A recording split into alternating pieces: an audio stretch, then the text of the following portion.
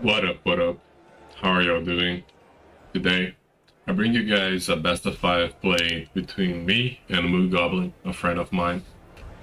And the idea here is to show how I was thinking during the match, analyze the plays, the good plays, the misplays that I made, and to give you guys more of an understanding of how you can play a best of 5, what are the things that you need to be thinking. So right out of the bat, I'm playing Septic Tank because this is a team that I'm comfortable with, but I didn't really think that Moo thought that I would be playing. Basically because the last time we had played each other was last year, and this was not a team that was in my repertoire, as Silak would say. And he's playing Jester WD or Hold the Line, for those of you that are more familiar with that name. And I decided to go for a guard on the Flagellant because I don't want him to be pushed, but I also don't want him to get stunned, more importantly. So he goes for the stun, and I luckily don't get pushed. Now, I need to take... I'm going to skip ahead a little bit here.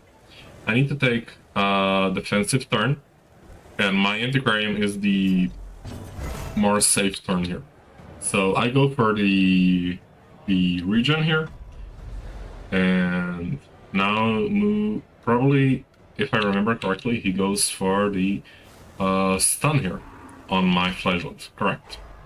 He gets the stun to go, and now I don't want to pass with the Flagellant because he could shoot my Man at Arms that has no prot buffs. I decided to maybe go for the guard on the Antiquarian, but Moo kind of disagreed. He kind of indicated with the torch, with his cursor, that maybe I should have guarded the Houndmaster, and I kind of agree with him. I didn't want to. I maybe should have guarded the doggy because the Antiquarian is safe. However, I didn't want him to get pressure by dropping a sniper shot onto my Antiquarian and then having a finale early. I kind of eyeballed it and said, my Houndmaster will dodge, and that's how it went. Now, the Antiquarian remains a safe action to take, and I'm just going to increase the restoration here. The whole idea of my team is to be very safe early and then chip away at the enemy team. This team usually wins by DOT with Rhinoceros and fastering Harry pressure, but it also can win by stress sometimes when it doesn't have enough pressure, although it is very slow at dealing stress. Now Moo goes for the push and gets the move now.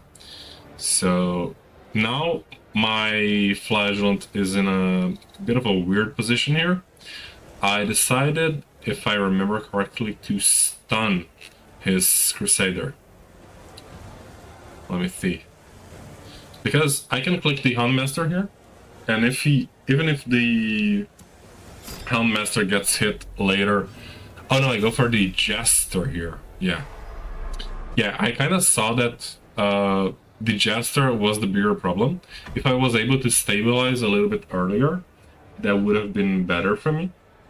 Because if I go for the... If Moo gets the stun on my Houndmaster or my Man at Arms, it doesn't do that much for him right now. My Man at Arms and my Houndmaster cannot guard the Flagellant, so they cannot help the target that he's trying to get the kill. However, the Jester is very important in trying to get that kill. So much so that Moo decides to flare. Hold the Line, the team that Moo's playing, is a very, very good and dynamic, explosive even, damage team. And you cannot forget that this team has solo. It is sometimes it sometimes catches people off guard, players are thinking, oh, he needs to go Dark Stab first and play the usual Jester rhythm. But no, you can go solo very early, especially versus damage teams. It is super, super helpful. I'm going to skip ahead a little bit, just me thinking. He goes for the stunning blow on my man-at-arms, and I decide to go forward. Now, will he hit me with a Dark Stab or will he solo?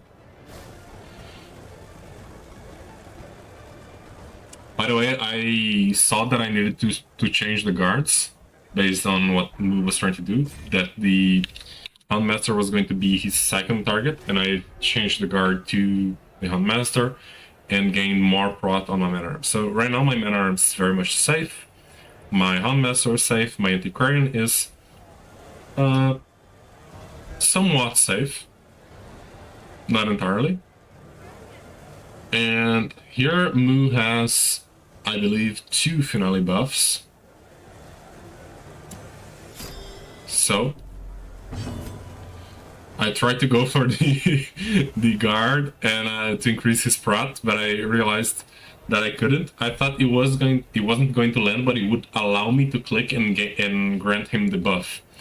So that's what I was trying to go for. And you can see me, I'm kind of like, this game is so weird sometimes, because you can try to go for a guard with the Antiquarian if she's guard broken, and then the guard doesn't land, but she gets she passes the buff to the ally. And I thought I could do the same if the ally was guard broken. Just to show you that you learn the more you play this game, and there's always things to learn. Now I just go for the redeem here, and let's see how Moo decides to go forth with his attack. He decides to go Holy Lance onto my Antiquarian, trying to hit her now. And the threat here is that he will go shot into finale, for example. Finale, sorry, shot into solo and then finale the next turn. So I'm thinking about maybe dropping a guard here. I'm going to skip ahead a little bit. I decide against it and go for another 70 to hit his Jester, just trying to slow down the attack more and more. I was also trying to play for tempo here. If I didn't land the stun and he decided to keep attacking my Antiquarian, I could then swap the guard to the Antiquarian. So now I think I make a slight misplay here by going Bellow. The idea of decreasing their damage is good. However, I should have sensed that the attack was going to remain onto my Flagellant, and that I maybe needed to drop a command here. Because I haven't commanded, it's been 4 rounds, I've been attacked a lot, but I have not touched Moo. Like, Moo's team has like 1 Bellow hook and 2 stuns on the Jester. So I'm not doing any offense at the moment. I see that I need to go for the doggy turn here, and I don't need to drop the guard right now with him. So I go for the Harry here, trying to get a little bit of pressure. Skip ahead a little bit more. His offense is very much based around the Abomination here. He goes for the Manacles, gets it, and I here have a few choices. I can click my Antiquarian to heal her, and maybe drop more regen here, and that's what I decided to do, just keeping my team safe. If he goes for the shot onto my Antiquarian, I can drop the guard, and he doesn't have enough damage to kill my Flagellant right away, and I'm going to have a lot of Rejuvenating Vapors on him. I have 12. So I guard the Antiquarian to prevent the finale. And now I'm inviting him to shooting my Houndmaster and getting the finale there. There was a chance that he would miss, not that big of a chance that he would miss, but there was a chance. And Moo, if I recall it correctly, he indeed takes the finale and takes it with a crit, which we talked about later after the game, and I thought this crit was good for him because now my Antiquarian will need to be guarded every single turn. Otherwise, he's going to get a stun onto her with the A-bomb. So here I kind of think I shouldn't gone for the Bellow right away because he's of course going to flare this. Has 2 days characters, he has damage debuffs, and here again I don't go for the command, which I should have done. I cannot click my Flagellant. He's going to be the last character that I click every single turn because he's not going to be guarded, and yeah, I'll need the region, and I'll need to be very careful with the stunts from the Crusader. If my Flagellant gets low enough and gets stunned, that could be a GG on the spot, and I'm already losing here. So I'm going to have a very slow offense now, but Moo's offense is going to slow down by quite a lot. Here I get slammed, but I resist the movement, and I decide between going for a Reign of Sorrows, which could miss on the Jester. It's 65. Or I could hit the A-bomb and get him dropping sooner than later. I realize that the offense of that Moo will have now will run through that Abomination now that the Jester has dropped finale. The A-bomb is the most important offensive character that he has. Of course, the Crusader is very good, the Arbalest is amazing, but they're more supportive units now. They're going to have to be healing the Jester, healing the DOT, etc., etc., and the Abomination is actually going to be the one doing the work. He goes for the stun, and now what you see is me trying to establish a pattern here. And by a pattern, I mean I'm going to have a course of action, which I'm going to respect every single round. So first, I'll drop regen if I think I need more, and right now I'll need more. And then I'm going to keep my guards up. He goes for the heal on the Abomination because he took a lot of DOT. I keep the guard up on the Antiquarian, and now I wait onto his offensive action. You can see how I'm always looking at the DOT values, the stress values constantly, like almost as like a tick. I highlight there that Fearful is really good for me because he'll do a little bit less damage, if I recall that correctly, and there's a good chance that he will pass. He goes for the Holy Lance there, but now you guys can see that my Flagellant has stun res, and I'm going to need to count that the stun res will be enough to keep me, you can see me checking there, that the stun res will be good enough to resist the Crusader stun. If not, I just lose on the spot. I go for a command buff here. I don't want to miss the Jester now when I go for my Antiquarian turn or my Exsanguinate. And yeah, you can see me highlighting that there.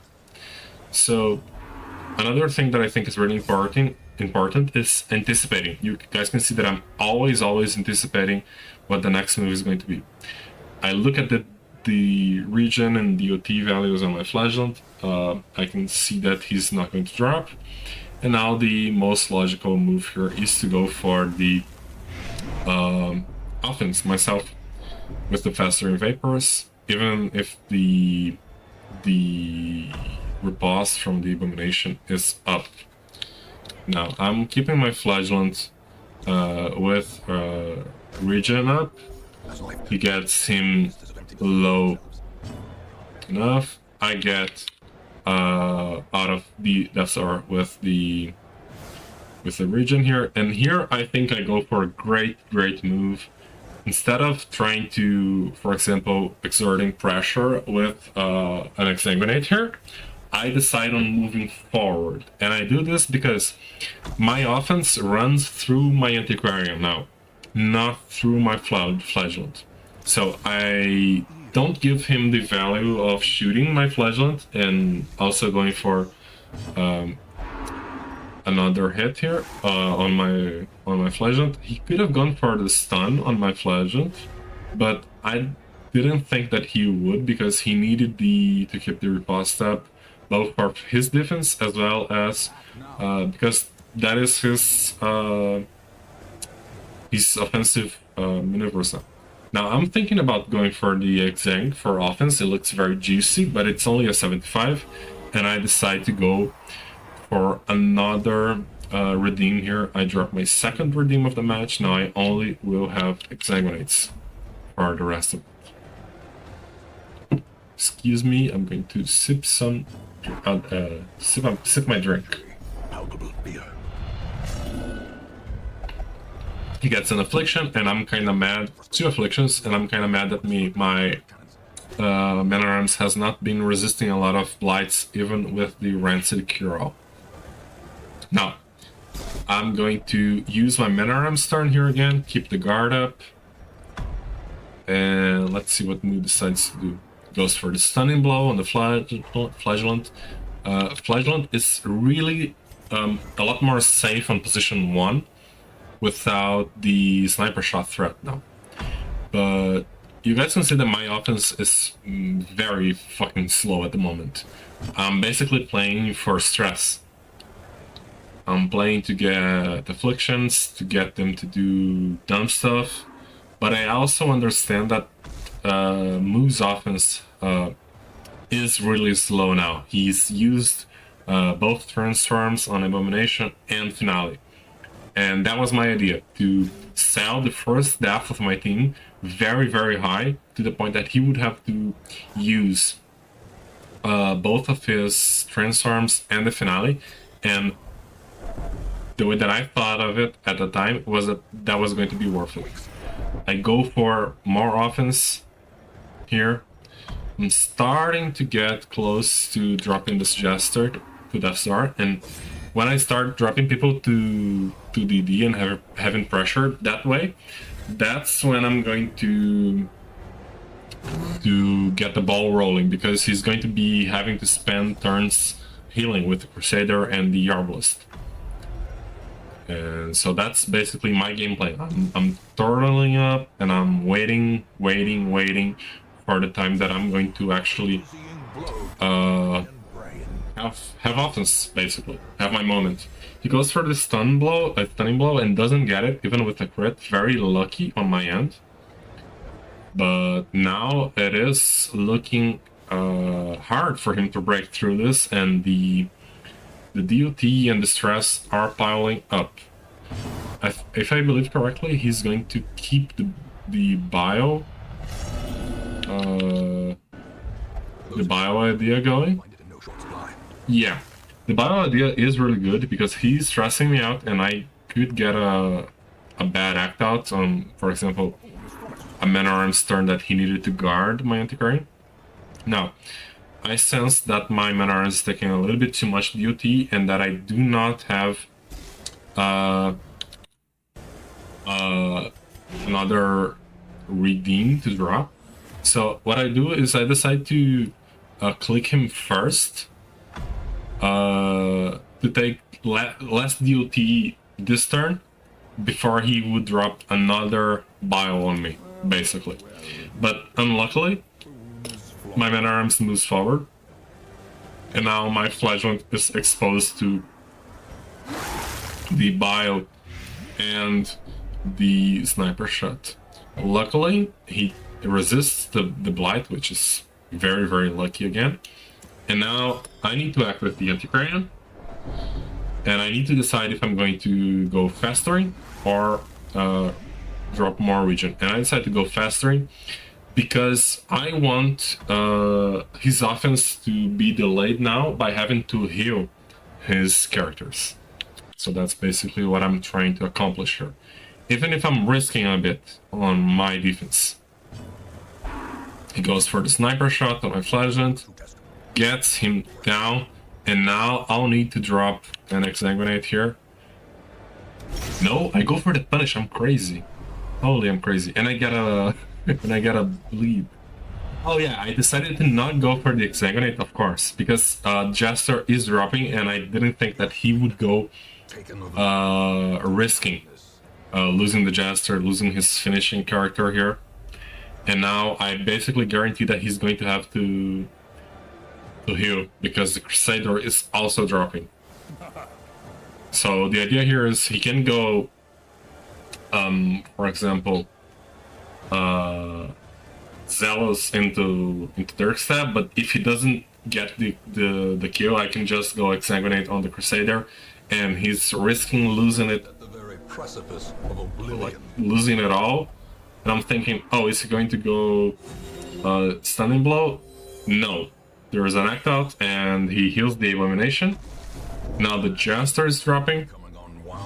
So at this point, I'm reaping the benefits of going for the bellows, the festering vapors, because of the hills. And now I need to go for an exsanguinate here to prevent my flagellant from getting stunned. If I gotten the kill on the Jester, it would have been huge, but I don't. So it's okay. And how much time do we still have on the match? Okay. I'm going to play this slow because the sequence is really good. So now I've been getting lucky a bit here with the bleed, with the move ras on this match, you know, Darkness RNG, the usual. He goes for the Dark Stab here. And I decide here if I believe to go Bellow, because there's a threat to get the kill on the Jester very soon. I also reduce the damage that they can do all across the board, and the Arbalest is now almost at death's door. So he decides to hit the Jester now, prevent the death blow, but this Crusader is dropping. I'm looking at the values of DOT and regen, and I'm thinking between fastering or regen. The Abomination remains the character that has more offense on their side, and he was not dotted up, so I decided to go for the fastering here, put even more pressure on their side. And now I'm basically one bad affliction move away from winning this match. He decides to take the Arbalest turn. She inflicts a heart attack on the Jester. And I'm thinking, how is he going to break through this? So he decides to keep nailing that Flagellant. Flagellant has been a target since round 1 and still has been alive. He moves back, he tries to move forward, she doesn't allow it, and Moo surrenders. That's 1 zip to me. GG's to Moo, and let's see what the next match brings us. We are back now with game 2, and for game 2 I decided to bring WD, a damage team that I also didn't think Moo would really expect me to play. And I'm basically preserving the things that I am very comfortable with the Silac Brots, the Hold the Line, the Vicarious Dot, the most recently Surgery Dots as my late game triumph cards. And Moo's playing Oppressive Vestal, and Shieldbreaker has Eerie Eye, so I think he was anticipating the Salak Prot here. And he goes for the stun on the Abomination here, which later we talked about, and I think he should have gone for the stun on the Crusader here, because my gameplay is going to be to focus down his Vestal, and his gameplay is going to be focused down Bounty Hunter here, probably, while trying to keep the Vestal safe. So, it seems logic to stun the Abomination here to prevent the stun onto her. But maybe preventing the Holy Lance after the pull onto the Arbalest would be better.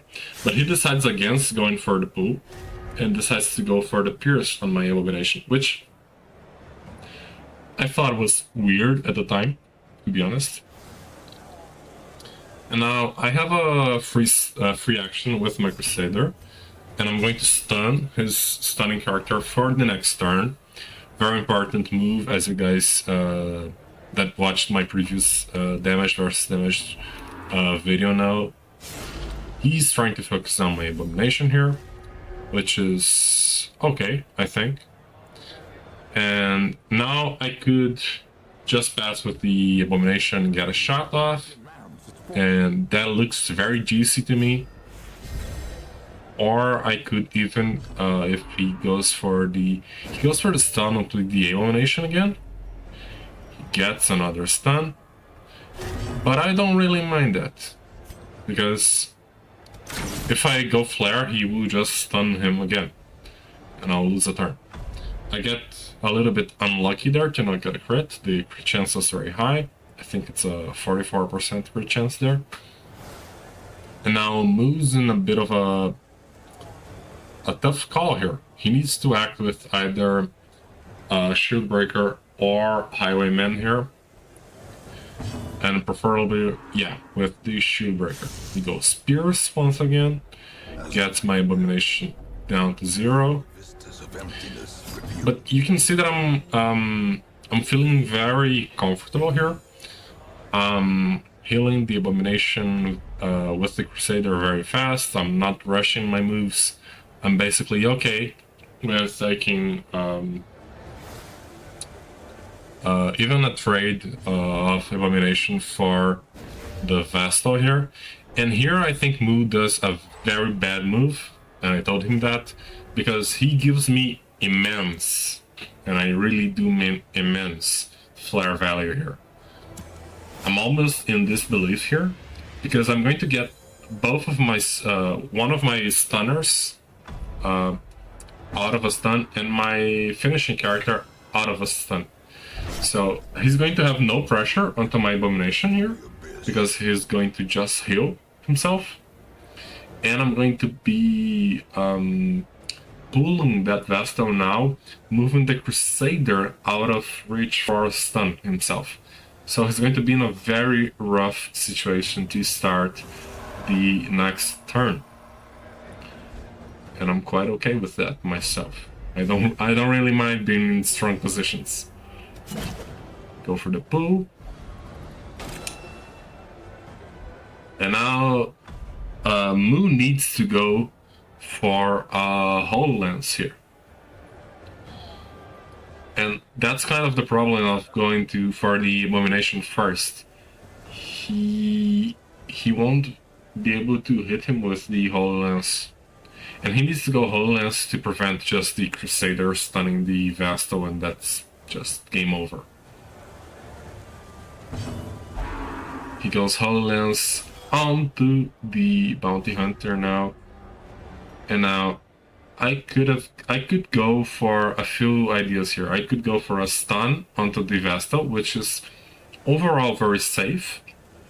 But however, what I did felt during that match, and that's just feeling, sometimes feeling is very strong. I didn't thought that just going for the stun and controlling the situation was good enough. I wanted more. I wanted to pressure and demoralize him after the first game, which was a comeback.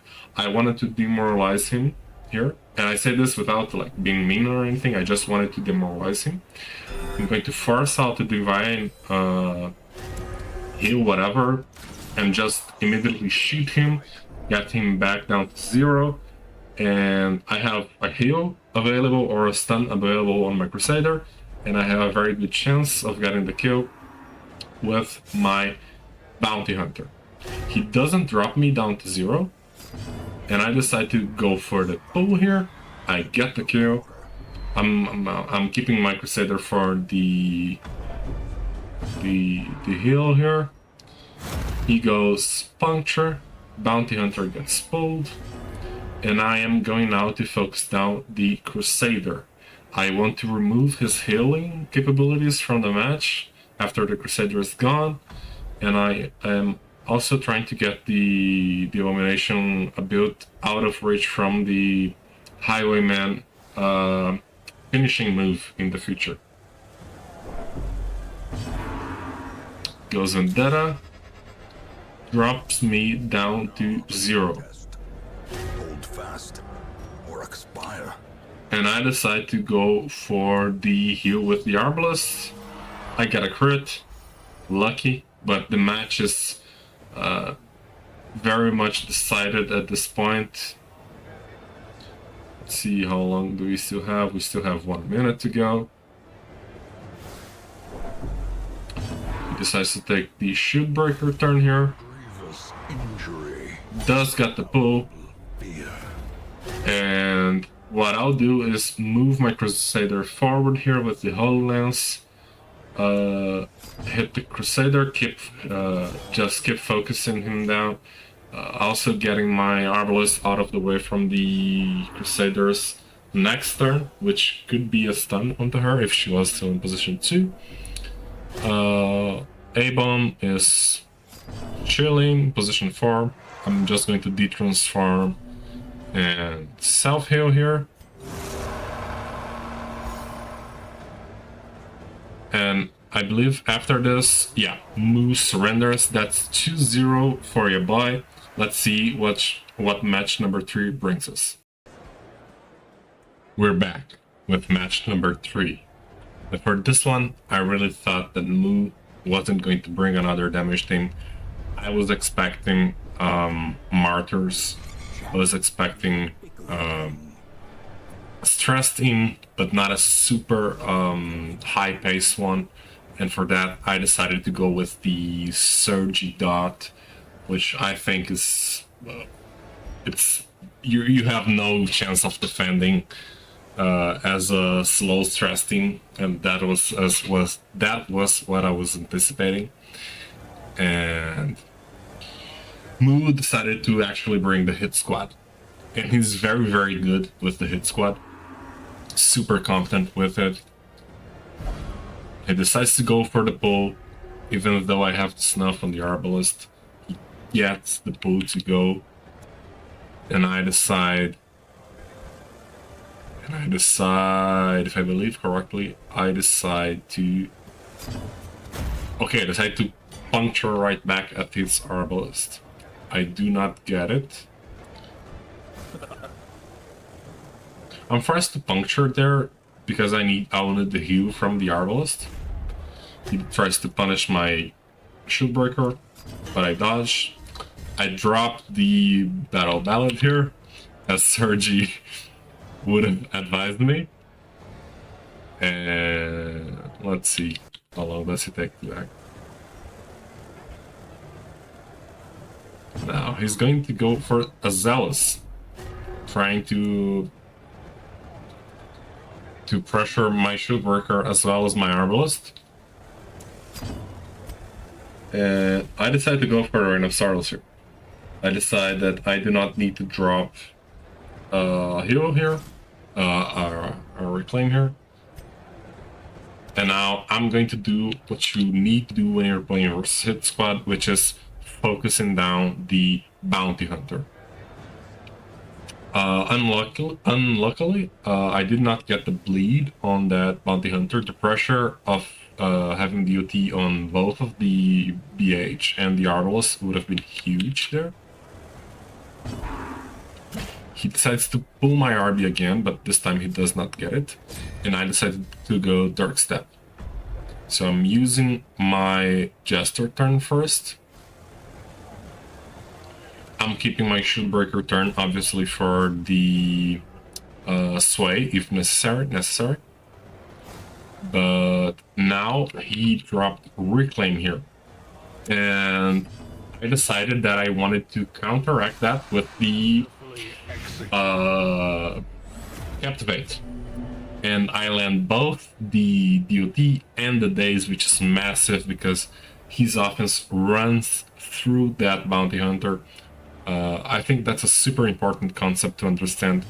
Well, which character is most important for the opponent to get his offense rolling. He tries to go for the stun, does not get it. I go for another Rhinoceros. I drop his Bounty Hunter down to Death Door. I do not get the bleed on the Arbalest, which would have been very good for me. And I decide to shoot again, trying to get him down fast and just keep the pressure up. I also want to drop my Finale early, as Sergi told me that I should. He has quite a bit of DOT there now, and for that reason I decided to go Expose here. No, I decided to go Captivate again. Maybe I should have gone Expose just for the pressure. I think that's a misplay on my end. I could have done enough with the Expose there, and I would have forced a heal from the Arbalest. He goes for the Stunning Blow and does get it this time.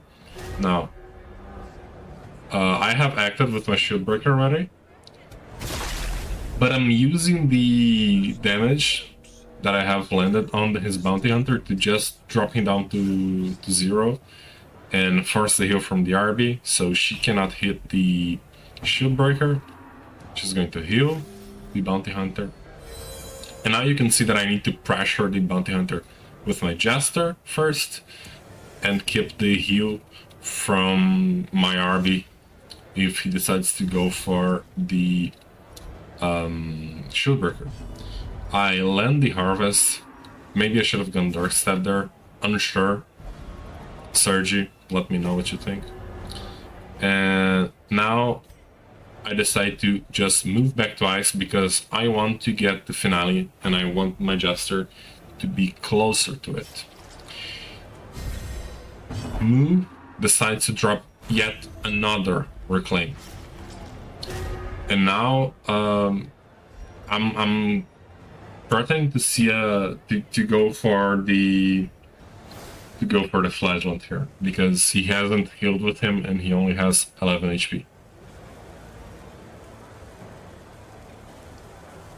Let's see, I don't remember exactly what I decided to do here. I decided to keep pressuring the Bounty Hunter here to force out the heal or just the click. And also to get the Shieldbreaker away from the Crusader. Yeah, basically that. Just to get in position for the Finale next turn. He decides to go come hither. And does manage to land it once again. Now, he can... he has a bit of tempo here because he can pressure both my Arbalest and my Shieldbreaker here because my Arbalest is not in position to heal in position 2. So I'll need to pressure him back. I decide to pressure him back with the threat of the Finale.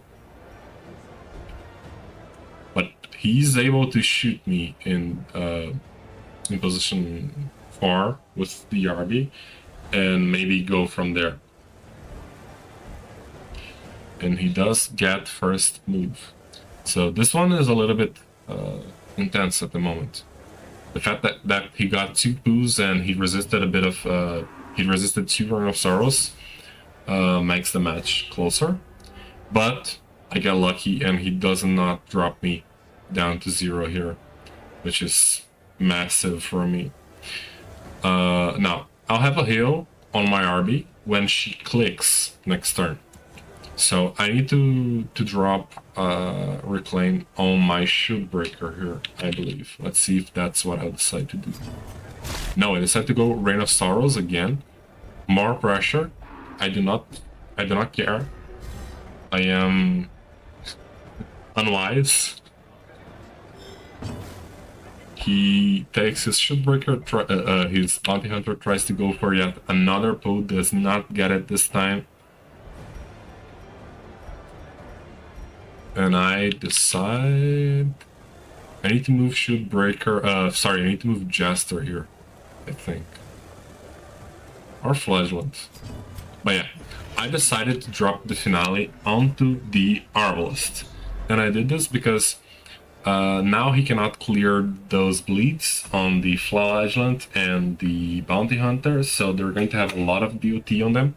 And I removed their hardest hitter, which is the Arbalist, and their best healer as well. So instead of just dropping the finale onto the Flagellant, which is more of a supportive and late game character for the hit squad, I decided to kill the Arbalist there. And I think that's the correct decision on my end. Now his Flagellant drops. He can hit the shield breaker here. Does land it. I think that's a max roll of damage on his end. And I decide to prevent her from dropping this turn. Now let's fast forward a bit. He has to heal with the Flagellant. The hit chances on the shield breaker are very bad because she has 65 dodge. No, 50 dodge, I believe. She has a lot of dodge. Not exactly sure of the metrics right now. And here I make a good play here, which is seeing that the only way that I could lose this match is if he would have gotten another pull on the RB, and I would be in the same position as before, where I couldn't heal with her. And well, luckily enough, he gets another pull on me, and now I can decide. I need to move with the shield breaker because my RB is going to get hit, and I cannot move with the RB and then let him hit my shield breaker, drop her to 0, and then I don't have the RB turn to heal the shield breaker. Basically, that's the thought process that was going on in my head. And my Arbalist, even if she's in position 1 with the region, she's safe. And my Jester is going to come back into the match now, pressuring the Bounty Hunter. And he is going to be dropping next turn. He will not have the heal from the Crusader because of the dazes. And now I have 2 possibilities to heal the Arbalist here, either with the Flagellant dropping or with just the Arbalist using the regen, and I decide to use the regen to get her out of harm's way, not get her stunned next round, maybe force him to go for yet another pull on her. Decides to go for the reclaim here. Doesn't want his Bounty Hunter to drop.